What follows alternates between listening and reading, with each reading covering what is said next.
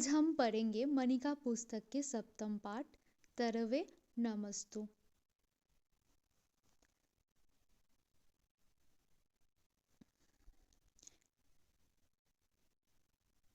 इधर देखेंगे कि क्या लिखा है। ये जो चित्र दिया गया है उसके नीचे एकदम छाया मन्यस्य कुर्वन्ति तिष्ठन्ति स्वयं आतपे, मतलब अन्य के लिए, दूसरों के लिए ये जो तरु मतलब होता है पेड़, पेड़ और पेड़ जो होता है वो कि दूसरों के लिए छाया करते हैं, मतलब उसको अपना छाया देते हैं। और खुद आतपे मतलब कि धूप में खड़े रहते, खुद धूप में खड़े रह के दूसरों को वो शीतलता प्रदान करते हैं, जैसे कि हम देख सकते हैं इस चित्र में।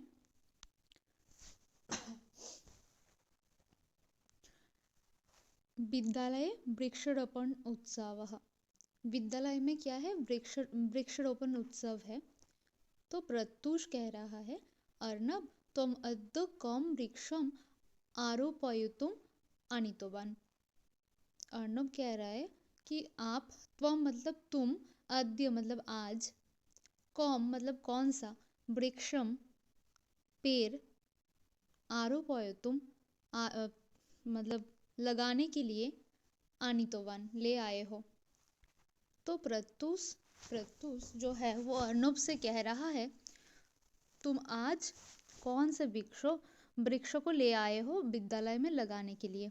अर्नब कह रहा है मया तु आम्र वृक्षस्य पादपः आनीतः, मेरे द्वारा तो, मया मतलब मेरे द्वारा, तू मतलब तो, मेरे द्वारा तो आम्र वृक्षस्य मतलब आम्र मतलब होता है आम जो होते हैं ना, मैंगो के पौधे वृक्षस्य मतलब आम के जो पेड़ रहते हैं उसका जो पादपः मतलब उसका जो छोटा पौधा रहता है वो आनीतः वो ले आया गया, मतलब मैं तो आम के पौधे ले आया हूँ, ऐसा मतलब है। सौरभ कह रहा है अहम तु अर्जुन वृक्षस्य पादपः आनीतवान, अहम मतलब मैं, तू मतलब तो, अर्जुन वृक्ष के पादपः पौधे आनीतवान ले आया हूँ। ऋषभ कह रहा है मया तु हरिश्रृंगारः आनीतः, हरिश्रृंगार जो होता है ना वो एक ऑरेंज कलर के एक डंठल होते हैं, वाइट कलर के फूल होते हैं, दुर्गा पूजा के समय बहुत मिलता है ज़्यादातर, बंगाली में उसे शिवली कहते हैं, शिवली के फूल मतलब हरिश्रृंगारः आनीतः। आचार्य कह रहे हैं छात्रः धन्या ननु यूयं यद वृक्षान् प्रति एवं समादर भावं धारयतः। हे छात्र, धन्या, आप लोग धन्य हो, ननु यूयं कि आप लोग, यद मतलब कि मतलब दैट, वृक्षान् प्रति एवं वृक्ष के प्रति, वृक्ष के और, एवं समादर भावम धारयतः, कि आप लोग जो वृक्ष के प्रति ऐसे समादर पूर्ण भाव रखते हो तो आप लोग धन्य हो। प्रत्युष कह रहा है आचार्य एषा भवताम एव प्रेरणा, यहाँ पे संधि है, भवतम माँ में हलंत लगाएंगे तो फिर ए को हम अलग से प्राप्त कर पाएंगे, भवतम एव प्रेरणा। आचार्य को कह रहा है प्रत्युष कि देखिए ये तो आपके ही प्रेरणा है, मतलब आपसे ही तो हम लोग सीखे ये सब, ऐसा भाव है। एषा भवतम एव प्रेरणा, ये तो आपके ही प्रेरणा है। अर्नब कह रहा है आचार्यवर उत्सवे केशं पद्यानां गायनं करणीयम्। अर्नब पूछ रहा है अपने गुरु से, अपने आचार्य से कि उत्सव में केशम कौन सा पद्यानां पद्यों के गायनं मतलब संगीत करणीयम मतलब कौन सा पद्यों के हम गाना गाए उत्सव में, वृक्षारोपण के अगर उत्सव है उस रिलेटेड वो लोग कुछ गाना गाना चाहते हैं तो वही पूछ रहे कि कौन से पद्यों का हम गायन करेंगे। आचार्य कह रहे हैं मणिका पुस्तक है, यानी कि मणिका पुस्तके यानि पद्यानि सप्तमे पाठे दत्तानि तेषाम् एव स्वरं पाठं सस्वरं पाठं करिष्यामः। मणिका पुस्तक में यानी पद्यानि जिन पदों सप्तमे पाठे सप्तम पाठ में, यहाँ पे सप्तम पाठ में दिए गए हैं, पाठे दत्तानी मतलब दिए गए हैं, तेषाम एवं यही सभी का मतलब ये जो पाठ दिए गए हैं इस पाठ में इसका सस्वरंग स्वर के सहित पाठं करिष्याम पाठ करेंगे। मतलब ये जो हमें श्लोक दिया गया है इस पाठ में इसी का ही वो लोग गायन करेंगे। छात्रः कह रहा है आम आम हाँ हाँ, आम मतलब हाँ। पठामः गायामः वृक्षान् प्रति कृतज्ञतां च अनुभवामः। कह रहा है पढ़ेंगे गाएंगे, पठामः मतलब पढ़ेंगे गाएंगे, वृक्षान् प्रति वृक्ष के और कृतज्ञता च मतलब एवं एंड ऐसा मीनिंग होता है। वृक्ष के प्रति कृतज्ञता भी अनुभव करेंगे, अनुभवामः। अब हम मूल पाठ पे प्रवेश कर रहे हैं। तरवे नमस्तु, वृक्षों को प्रणाम है ऐसा मतलब होता है। छाया मन्यस्य कुर्वन्ति तिष्ठन्ति स्वयमातपे, जो कि देखिए इधर भी दिया गया था, इधर भी हम देखे थे छायाम अन्यस्य कुर्वन्ति तिष्ठन्ति स्वयमातपे। तो वही पहला हमारा जो श्लोक है उसका पहला लाइन भी ऐसा ही है, छायाम अन्यस्य कुर्वन्ति तिष्ठन्ति स्वयमातपे। हम सुर नहीं कर रहे, नॉर्मली पाठ कर रहे, हमें गाना नहीं आता है। छायाम अन्यस्य कुर्वन्ति तिष्ठन्ति स्वयं आतपे। छाया मतलब कि छाया, जो कि शैडो होते हैं ना, वृक्ष मतलब दूसरों को छाया प्रदान करते हैं। छायाम अन्यस्य कुर्वन्ति अन्यों के लिए करते हैं, तिष्ठन्ति खड़े रहते हैं, स्वयं मतलब खुद, आतपे धूप में। स्वयं यहाँ पे म में हलंत लगाएंगे तो हम अलग से आप मिल जाएंगे हमें, तो आतपे स्वयं आतपे। इसी तरह इधर भी एक संधि था, छायम अन्यस्य, छायम म में अगर हलंत लगाएंगे तो हमें अलग से मिल जाएंगे।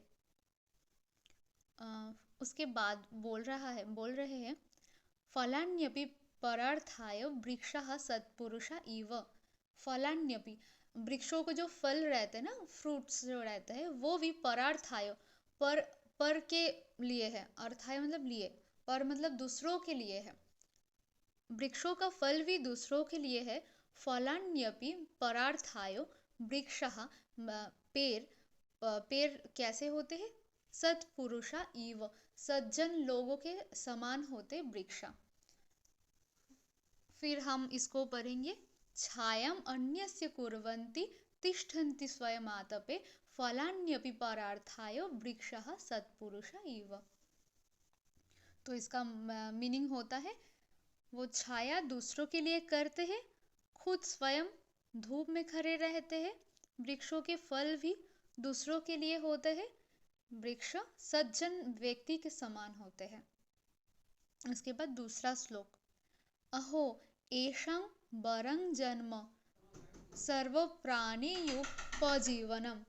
अहो एषं वरं जन्म, ये जन्म वरदान के समान है।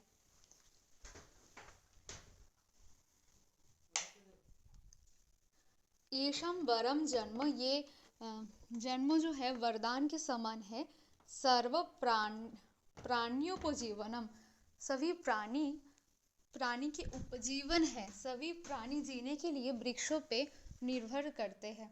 तो इस कारण कह रहे सर्व प्राण्योपजीवनम, सर्व प्राणी के उपजीवन स्वरूप है। धन्या मोहिरुह येव्यम निराशा यान्ति नार्थिनः। महिरुह धन्य है जेव्य जिन लोगों से निराशा यान्ति न ओर्थिनः। महिरुह धन्य है, महिरुह मतलब बड़े बड़े वृक्षों बहुत धन्य है, जेव्य जिन लोगों से निराशा यान्ति न निराशा यान्ति मतलब निराशा प्राप्त नहीं होते हैं, अर्थिनः मतलब जाचक मांगने वाले कभी निराश नहीं होते हैं। वृक्षों के पास जाते हैं तो कुछ ना कुछ उन्हें मिलता है। अ, जैसे कि उनका शीतल छाया मिल सकते हैं, फल फूल सभी से वृक्ष हम लोगों का सेवा करते हैं। वृक्ष हम लोगों के लिए सभी प्राणियों के लिए खुद को अम, समर्पित करते हैं। फिर तीसरा श्लोक हम पढ़ रहे हैं। पत्र पुष्प फल छाया मूल वल्कल दारुविः गंध निर्यास भस्मास्थि तोक्मयि कामान्वितो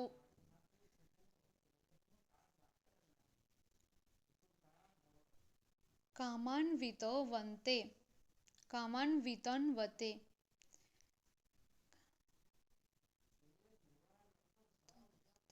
कामान्वितन्वते।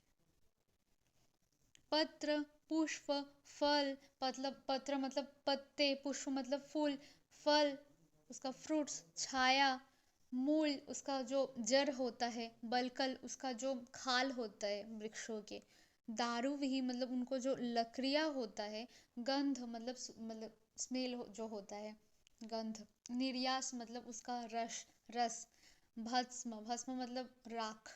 वृक्षों जब वृक्षों का जो अ, क्या बोलते हैं उसे, वृक्षों के जो लकड़ी रहते हैं वो जब भस्म हो जाते हैं वो भी हमें काम आते हैं। अस्थि मतलब जो खाल के भीतरी भाग को हम अस्थि कहते हैं। अस्थि तोकमई उसका जो ऊपरी जो छाल होते हैं ना, एकदम ऊपर स्तर के जो छाल होते हैं उसे तोकमई कहते हैं। काम इस श्लोक को देखेंगे। अहो एषं वरं जन्म सर्व प्राण्युपजीवनम धन्या मोहिरुहा येभ्यो निराशा यन्ति नार्थिनः।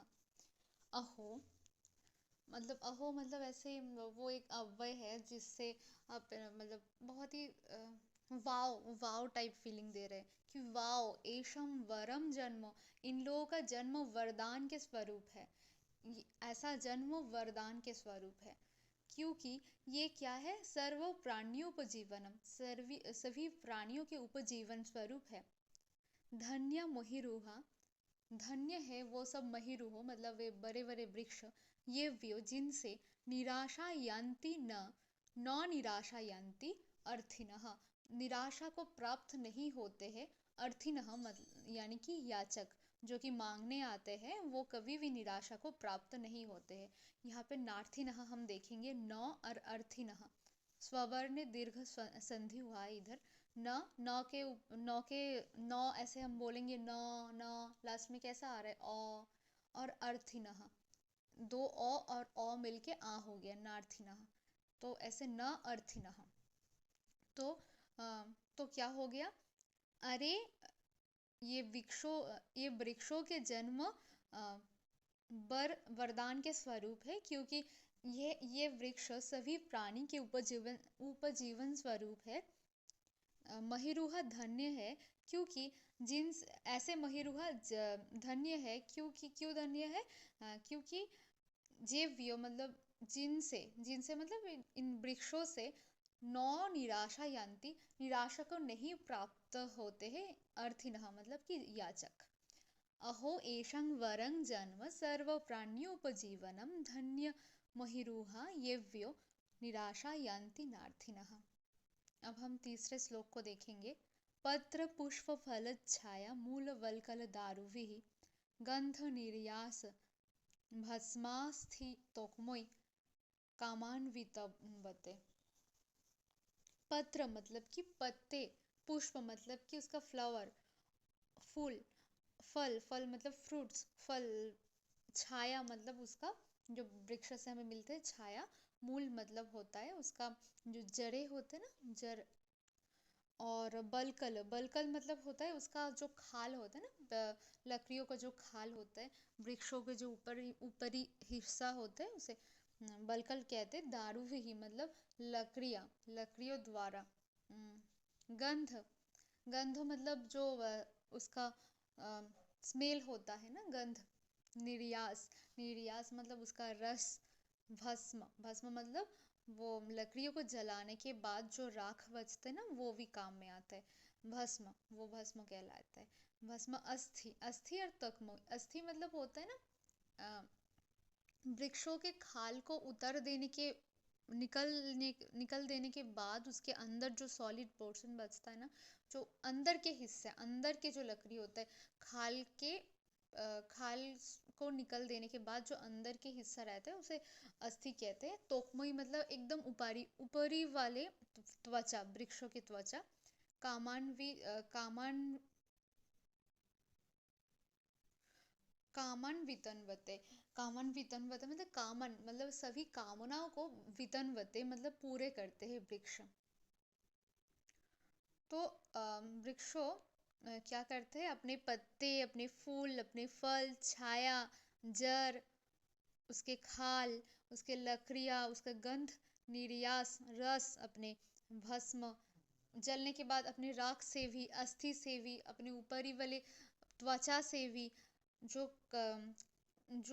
सभी के कामना को पूरा करते हैं, ऐसा मतलब होता है। तो फिर से हम श्लोक को पढ़ेंगे।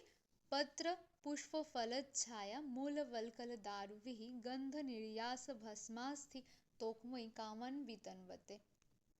उसके बाद हम अगला श्लोक पढ़ेंगे।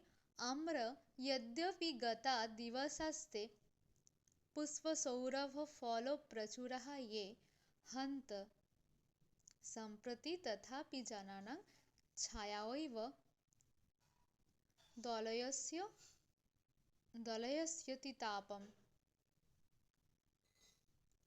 आम्र है आम के वृक्ष, है आम के पेड़। यद्यपि, यद्यपि, यदि और अपि, ये दोनों शब्दों के मिला के यद्यपि हुआ है संधि करने पे। यदि भी मतलब यद्यपि गता दिवशस्ते, दिवशास्ते, दिवशः ते, आपके वो दिन चले गए हैं जबकि पुष्प सौरभ फल प्रचुरा ये, जिस दिन में आपका पेड़ में बहुत सुंदर फूल होता था। फूल मतलब जो आम का आम, पेड़ में आम होने से पहले ना आम में एक फूल होते हैं, उसका एक सौरभ मतलब एक सुंदर गंध निकलते हैं उससे। और बहुत सारे फल, फल के प्रचुर प्रचुर मात्रा में फल होते हैं, वो सब दिन चले गए। आम्र यद्यपि गता दिवसस्ते पुष्पसौरभफलप्रचुरः ये हन्त सम्प्रति तथापि जनानां छायैव दलयस्यति तापम। आम्र है आम्र वृक्ष है, मैंगो ट्री है, आम के पेड़। यद्यपि यदि और अपि, ये दो शब्द को मिलाकर यद्यपि शब्द हमें मिलता है। यद्यपि के मतलब होता है कि क्या कहते हैं हिंदी में इसको ठीक से, यदि भी गता दिवसाते, आपके दिवस, वो दिवस चले गए हैं। गता मतलब चले गए हैं, दिवाशा वो दिन। कौन सा दिन? पुष्प सौरभ फल प्रचुरा ये, जिस दिन पे आपके ऊपर मतलब आम के वृक्ष पे पुष्प, बहुत सारे आम के जो मुकुल रहते हैं ना, वो आम फल होने से पहले वो एक पुष्प होते, उसमें एक फूल आते हैं, उसका बहुत सुंदर सुगंध होता है। मतलब उसका सौरभ, पुष्प और सौरभ, उसके बाद कह रहे फल प्रचुरा, प्रचुर फल। ये दिन, जिस दिन में आपके ऊपर बहुत सारे फल लगते थे, फूल का सौरभ से पूरा छा जाते थे, मतलब फूल फल उसका सौरभ, वो दिन चला गया है। हंत, हंत मतलब होता है कि बड़ी दुख की बात है कि वो दिन चले गए हैं। फिर कह रहे संप्रति आजकल, तथापि, फिर भी, तथा अभी, फिर भी, संप्रति मतलब आजकल, जनानां मनुष्यों के छायावैव, मनुष्यों को छायावैव, छाया से भी दलयसी अति तापम, आप उसका मतलब उसको छाया देते हो, छाया प्रदान करके उसका जो बहुत अति ताप को आप दलयसी मतलब उसका निवारण करते हो, उसको निवारण करते हो। दलन करना मतलब उसको नाश कर देना, अतिताप को नाश कर ऐसा मीनिंग होता है कि आपके, अगर आपके पास फल नहीं है, फूल नहीं है, फूल के सौरभ नहीं है, फिर भी आप अपनी छाया से मनुष्यों को मनुष्यों के जो गर्मियों को जो कष्ट होते, गर्मियों से अब बचाते हो, अतिताप से अब बचाते हो मनुष्यों को। तो आम्र यद्यपि गता दिवशस्ते पुष्प सौरभ फल प्रचुरा ये हन्त सम्प्रति तथापि जनानां छायैव दलयस दलयस्यति तापम, मतलब दलयसी अति तापम, संधि तोड़ेंगे तो। उसके बाद वाले श्लोक, मूलं भुजंगई शिखरं प्लवंगई शाखा बृहंगई कुसुमानि भृंगई नास्त्येव तच्चन्दनपादपस्य यन्नाश्रितं सत्तभरै समन्तात्। मूल जो होता है उसका जो जड़ के नीचे वाले हिस्सा जो होता है वो सांपों से, मतलब स्नेक से। शिखर मतलब जो उसका ऊपरी भाग होता है, चूड़ा शिखर मतलब वृक्ष का जो ऊपरी भाग होता है वो प्लवंगई मतलब बानरों से, मतलब मांकियों से। और शाखा, शाखा मतलब उसका टहनिया जो शाखा होता है ना, वृक्षों के शाखाएं, उस वो किससे, बृहंगई मतलब पक्षी से, बर्ड से। कुसुमानी उसका फूल जो होते फ्लावर्स, वो भृंगई मतलब भ्रमरों से। और नास्ते नास्ति एव, इस नास्ते व ये संधि करेंगे, संधि तोड़ेंगे तो इसका नास्ति एव नहीं है ऐसा, तत् चंदन पादपस्य उस चंदन वृक्षों के, यन्नाश्रितम यन्ना आश्रितम जो कि आश्रित नहीं है, समन्तत मतलब चारों ओर से, सत्त भरोई प्राणियों के भर से। मतलब इसका ऐसा मीनिंग होता है कि मूल जो उसका नीचे वाले हिस्सा है वो सांप से, जो ऊपर वाले हिस्सा है वो बानर से, जो उसका शाखा होते हैं, उसका जो टहनियाँ होते हैं वो पक्षियों से, उसका कुसुम जो होता है, फूल जो होता है वो भ्रमरों से। चंदन वृक्षों के ऐसा कोई भी अंश खाली नहीं होता है, वो समन्तात मतलब चारों ओर से, सत्त भरई प्राणियों के भार से भरपूर रहता है। मतलब चंदन वृक्ष के सभी स्थान पर कोई ना कोई प्राणी रहता है।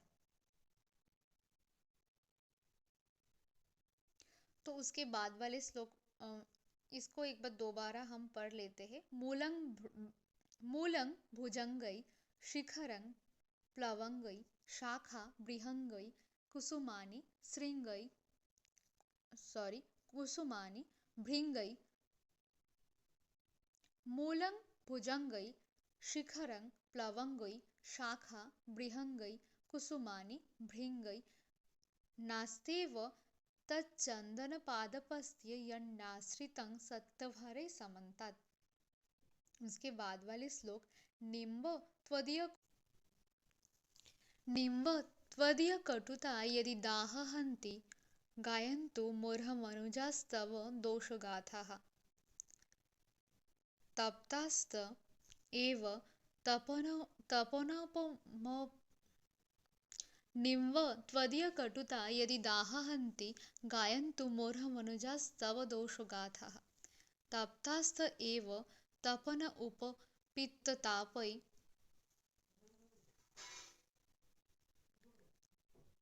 निम्ब त्वदीय कटुता यदि दाह हन्ति गायन्तु मूर्खमनुजास्तव दोषगाथाः। तप्तास्थ एव तपनोपमपित्ततापै गास्यन्ति मित्रवर तव गीतकानि। नींब, हे नीम के पेड़, त्वदीय कटुता तुम्हारे जो करवाहट, यदि दाह हन्ति, दाह को मतलब बहुत ही गर्मियों को, हन्ति हनन करते, नाश करते हैं। गायन तु मूर्खम अनुजा, गायन तु गाते रहे, मूर्ख अनुजास्तव अनुजा मनुष्य तव तुम्हारे दोष गाथा। तप्त्यास्त वही लोग ही तपन उपपित्त तापै, तपन मतलब सूरज सन के, उप मतलब समान, सूर्य के समान, पित्त तापै पित्त को जो ताप होते, पित्त जर होते, फीवर होते एक प्रकार के, वो शरीर के मात्रा बहुत ही मतलब शरीर बहुत ही कष्ट होते। सूर्य सूर्य के समान शरीर में पी सूर्य जैसे जलते ना, शरीर में ऐसे जलन होते, पीड़ा होता है, ऐसा कुछ होता है। तो ऐसे पित्त जर होता है। तो सूर्य के समान पित्त के गर्मियों से मतलब बचाते हैं पेड़, ऐसा मतलब है। गास्यन्ति जो कि उपकार मिला है वो पित्त जड़ से, वही लोग गास्यन्ति मित्रवर तव गीतो कहानी, हे मित्रवर है नीम, नीम पेड़ उसको संबंधित करते हैं। मित्रवर कह रहा है गास्यन्ति गाएंगे, तव गीतो कहानी आपके गुणगान करेंगे, वही लोग करेंगे जो सूर्य के समान पित्त के ताप से जिसको राहत मिला है आपके कारण, वही लोग आपके गुणगान करेंगे, ऐसा मीनिंग है उसके। हम दूसरे एक बार पढ़ेंगे इस श्लोक को। निम्ब त्वदीय कटुता यदि दाह हन्ति, गायन्तु मूर्ह मनुजास्तव दोष गाथः, तप्तास्त एव तपन उपो पित्ततापै गास्यन्ति मित्रवर तव गीतकानि। उसके बाद वाले श्लोक। धत्ते भरं कुसुमपत्र फलावलिनां घर्मव्यथा वहति शीतोभवां रुजं च, यः सर्वम् अर्पयति चान्यसुखस्य हेतः तस्मै वदान्यगुरवे तरवे नमस्तु। धत्ते धारण करते हैं, भारंग भार को धारण करते हैं, किसके भार? कुसुम पत्र फल आवलिनाम, कुसुम मतलब फूल, पत्ते, पत्र मतलब पत्ते, फल उसका जो फ्रूट्स होते हैं, आवलिनाम इस सभी को मतलब इसका इत्यादि को मतलब एक्सेट्रा एक्सेट्रा के भार जो धारण करते, और क्या करते? घर्मो व्याथा, घर्म मतलब गर्मियों से उत्पन्न होने वाले कष्ट, जो बहती मतलब वहन करते, धारण करते, उससे निवारण करते, उससे लोगों को बचाता है। शीतो भावम शीत से ठंडियों से उत्पन्न होने वाले रुजंग रोग या कष्ट को, च एवं च मतलब होता है एवं एंड, ऐसा मीनिंग होता है। जो गर्मियों से उत्पन्न होने वाले कष्टों और शीत से उत्पन्न होने वाले कष्टों, दोनों से ही मनुष्यों को राहत देते हैं। यह सर्वम अर्पयति, जो कि सब कुछ छायाम अन्यस्य कृते कुर्वन्ति, छायाम छाया अन्यस्य दूसरों के कृते लिए कुर्वन्ति करते हैं, स्वयं खुद आतपे धूप में तिष्ठन्ति खड़े रहते हैं, तेषाम उनके फलानि फल अपि फल भी परार्थाय दूसरों के लिए भवन्ति होता है, अतएव वृक्षो सत्पुरुषः इव सत्पुरुषः सज्जन व्यक्तियों के इव समान संति होते हैं। दूसरा तो पहला वो अन्य द्वारा पढ़ लेंगे। छाया दूसरों के लिए करते हैं, खुद धूप में खड़े रहते हैं, उनके फल भी लोगों के लिए दूसरों के लिए होते हैं। अतएव वृक्ष सज्जन व्यक्ति के समान होते हैं। छायाम अन्यस्य कृते कुर्वन्ति, स्वयं आतपे तिष्ठन्ति, तेषां फलानि अपि परार्थाय भवन्ति, अतः वृक्षाः सत्पुरुषाः इव सन्ति। दूसरा, अहो येषां सर्वप्राणि उपजीवनं जन्मवरं महिरुहः धन्यः येभ्यः अर्थिनः निराशाः न यान्ति। अहो अरे, येषां सर्व प्राणी उपजीवनम, ऐसे सभी प्राणी के उपजीवन स्वरूप, जन्म वरम ऐसा जन्म वरदान के स्वरूप है, महिरुहा वरे वरे वृक्षो, धन्य धन्य है, येभ्यो जिनसे अर्थिनः याचक निराशा को न यान्ति नहीं प्राप्त होते हैं। अरे ऐसे सभी प्राणी के उपजीवन रूप जन्म वरदान के स्वरूप है। महिरुहा बड़े बड़े वृक्ष धन्य होते हैं, जिनसे जाचक कभी निराशा को प्राप्त नहीं होते हैं। अहो एषं सर्वप्राणी उपजीवनं जन्म वरं महिरुहा धन्या येभ्य अर्थिनः निराशः न यान्ति। पत्र पुष्प फल छाया मूल वल्कल दारुभिः गंध निर्यास भस्म अस्थि तोक्मयी कामान वितन्वते। पत्र पत्ते, फूल फ्लावर्स, फल फ्रूट्स, छाया उसका जो छाया होते हैं, मूल उसके जड़, बलकल उसका जो ऊपर खाल होते हैं, दारू भी उनका जो उसके जो वो होते हैं ना, लकड़ी, गंध स्मेल, निर्यास रस, भस्म उसका राख, पेड़ को अगर जला दे, उसका लकड़ियों को जला दे, उसके बाद जो हमें राख मिलता है राख, अस्थि मतलब पेड़ के खाल के भीतर के जो सॉलिड हिस्सा होते हैं उसे अस्थि, तक तोकमय एकदम ऊपर के जो त्वचा होते तोकमय, कामन वितन्वते कामनाओं को पूरे करते हैं। पत्ते फूल फल छाया जड़ खाल लकड़ी सुगंध रस, गंध मतलब गंध स्मेल, रस भस्म अस्थि त्वचा, ये सभी के द्वारा वृक्ष अपने वृक्ष जाचक के मतलब प्राणियों के कामना को पूरे करते हैं। पत्र पुष्प फल छाया मूल वल्कल दारुभिः गंध निर्यास भस्म अस्थि तोक्मयी कामान वितन्वते।